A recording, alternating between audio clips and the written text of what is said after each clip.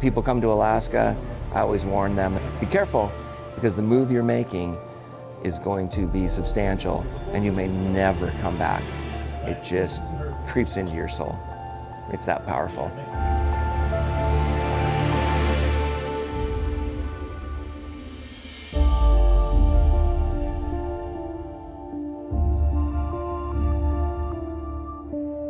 The steelhead thing for me is, especially at this point when runs are failing up and down the West Coast, Southeast Alaska to me is like the last bastion of steelhead. There aren't the numbers that you would get in the Skeena, or the Dean, or the Skagit, or the OP, but 200 fish is a good run and an average run in Southeast Alaska.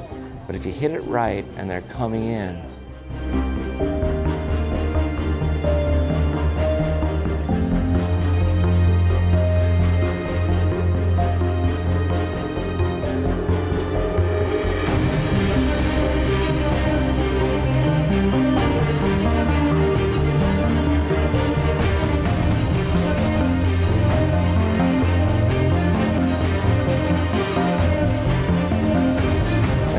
Department of Fish and Game very early on decided they would not mix in hatchery fish. They do it with salmon, but they don't do it with steelhead.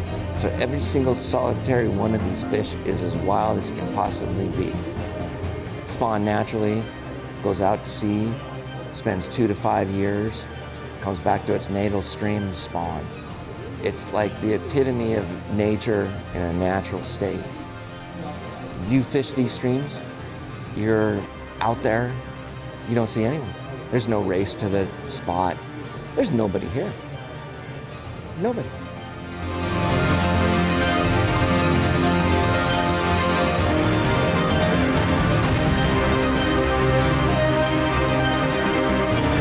Sleep in, get up, eat a breakfast, hop on a skiff, and run you in. Fish at your leisure. Get on a radio when you come out on the beach, say, hey, we're all through, come pick us up. We don't see anything but black bears and brown bears and seals and sea lions and humpbacks and hopefully a few steelhead every day. Dude, I'm And that is the thing about Southeast Alaska that differentiates itself from everything else. There's nobody here.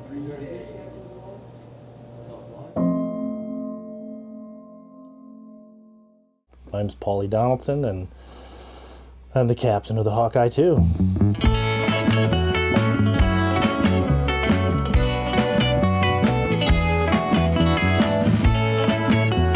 I mean, for us, we have had the opportunity to tour around Southeast Alaska for a long time. It's been 17 years since we started using this boat. Hawkeye II, it's built by a company called Willard in 1976. First owner was an engineer for Boeing. He loved Southeast Alaska and did a bunch of retrofitting to make it so you could enjoy this, like skiffs on top, that whole fishing cockpit in the back as an addition after the original. It's got 4 staterooms that sleep 2 people, so we can fit 6 guests easily with a crew of 2 or 3, sometimes 4, depending on what we're doing. And we like it because it sort of caters to this, what we call like casual luxury. It's fancy, but it's not like overly fancy. You can put your feet up on the table and enjoy the view and not really worry about it, right? So starting in the back, there's a fishing cockpit that is an add-on to the original design. And it's almost at water level, allows us to sort of launch skiffs off of it and step right onto a boat. And then the salon, it's got a comfortable living area with plenty of room for cards. And then this is the wheelhouse up here. You've got a nice little table for 3-4 people. Fully outfitted galley, so stove, oven, kind of make whatever you want. Then the best part really for me is the skiff storage up top. There's a crane deck. We do a lot of pot fishing, shrimping and crabbing. It's designed for sport fishing and adventuring, straight up. As far as for guests, like we try and always incorporate Alaskan seafood when we can. Really enjoying the abundance of natural food. I look at my father-in-law and the time I've spent with him and what he's offered me, right? And I realize like this kind of stuff is generational to get to build the knowledge base and experience, and you know, everything from like changing the oil in the engines to how to set a pot is something you just takes a little time. And then there's trips where there's 3 generations of our family up here doing the same thing, and it's really quite special, you know? So my oldest is on this trip with us as a crew member, and I look at him like driving the skiff around and whatnot. I'm like, yeah, he's been doing that a long time. Like, he's pretty good at it, and that's kind of, it's fun, feels good, you know? Well, I was really fortunate that I had the opportunity growing up every summer to come here on this boat. It's even cooler now, just a few years ago, that my dad's decided to push it into like a business, that I'm able to step in with them and just share what I'd grown up with and like learned to love, and been able to share it with other people that would appreciate it just as much as I do. Regardless of what trip it is, whether there's, you know, people who want to focus on steelhead fishing or whale watching, our focus continually comes back to just spending time with each other.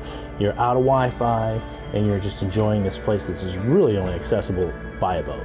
To us, that's the why keeps coming back, to just gratitude, you know, for time together, really.